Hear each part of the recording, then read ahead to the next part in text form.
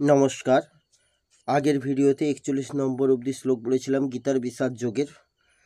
আজকে 42 নম্বর শ্লোক বলবো।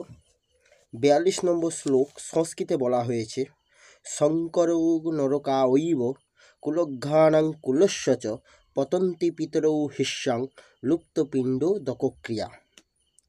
এর তাৎপর্য হচ্ছে, বর্ণশঙ্কর কুলঘাতকদের এবং কুলকে নরকে নিয়ে যায়। শ্রাদ্ধ এবং তর্পণ না করায় এই কুলঘাতকদের পিতৃকুল তাদের স্থান থেকে চ্যুত হন। এর তাৎপর্য হচ্ছে, বর্ণ মিশ্রিত হলে যেসব বর্ণশঙ্কর সন্তান জন্মায় তাদের ধর্মবুদ্ধি হয় না, তারা বংশমর্যাদা পালন করে না, কারণ তারা অমর্যাদার মধ্য দিয়ে জন্মগ্রহণ করেছে। তাই তাদের নিজেদের কুলধর্ম না থাকায় তারা তা পালন করে না, বরং তার বিপরীত আচরণ করে।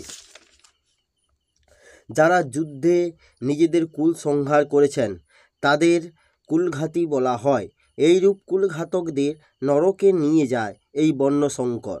শুধুমাত্র কুলঘাতকদের নয়, কুল পরম্পরা নাশ হওয়ায় সমস্ত কুলকেই তারা নরকে নিয়ে যায়।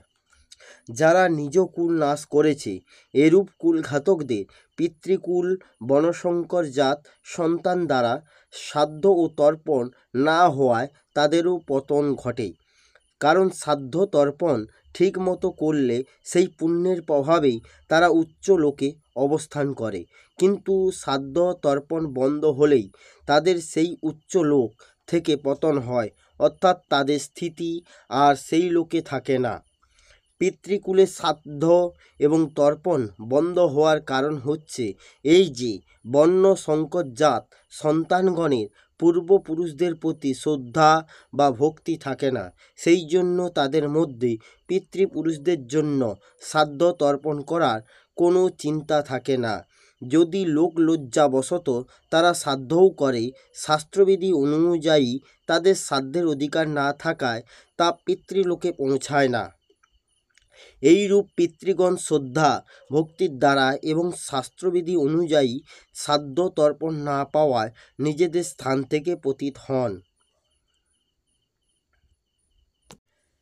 এর বিশেষ কথা হচ্ছে, পিতৃকুলের মধ্যে এক আজান পিতৃকুল থাকে আর মত্ত পিতৃকুল থাকে।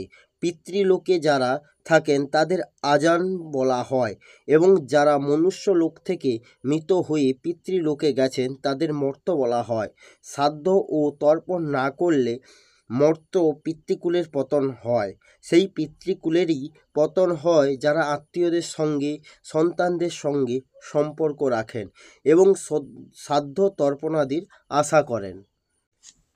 এই শ্লোকের আরও একটি বিশেষভাবে তাৎপর্য হল, কর্মকাণ্ডের বিধি অনুসারে পিতৃপুরুষদের আত্মাদের প্রতি পিণ্ডদান ও জল উৎসর্গ করা প্রয়োজন। এই উৎসর্গ সম্পন্ন করা হয় বিষ্ণুকে পূজা করার মাধ্যমে, কারণ বিষ্ণুকে উৎসর্গীকৃত প্রসাদ সেবন করার ফলে সমস্ত পাপ থেকে মুক্তি লাভ হয়।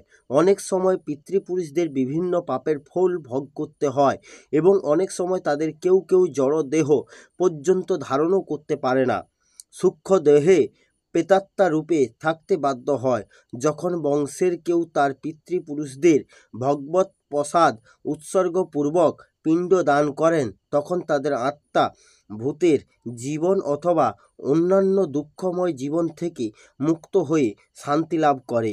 পিতৃপুরুষদের আত্মার সদ্গতির জন্য এই পিণ্ডদান করাটা বংশানুক্রমিক রীতি, এবং যারা ভগবতী যুক্তে যুক্ত নয় তাদের এই ধরনের আচার অনুষ্ঠানের প্রয়োজন হয়। তবে যারা ভক্তিযোগ সাধন করে তাদের এই ধরনের অনুষ্ঠান করার প্রয়োজন নেই। তারা কেবলমাত্র ভক্তিযোগ সাধন করার মাধ্যমেই শত সহস্র পূর্বপুরুষদের উদ্ধার করতে পারেন। যিনি সব রকম কর্তব্য পরিত্যাগ করে মুক্তি দানকারী মুকুন্দের চরণকমলের শরণ নিয়েছেন, ঐকান্তিক অবলম্বন করেছেন, আর তার দেবদেবী মুনি ঋষি পরিবার পরিজন মানব সমাজ বা পিতৃপুরুষদের প্রতি কোনো কর্তব্য থাকে না। পরমেশ্বর ভগবানের সেবা করার ফলে এই ধরনের কর্তব্যগুলিকে স্বাভাবিকভাবেই সম্পাদিত হয়ে যায়। রাধে রাধে। জয় শ্রীকৃষ্ণ, জয় গীতা। আসছি পরের ভিডিওতে।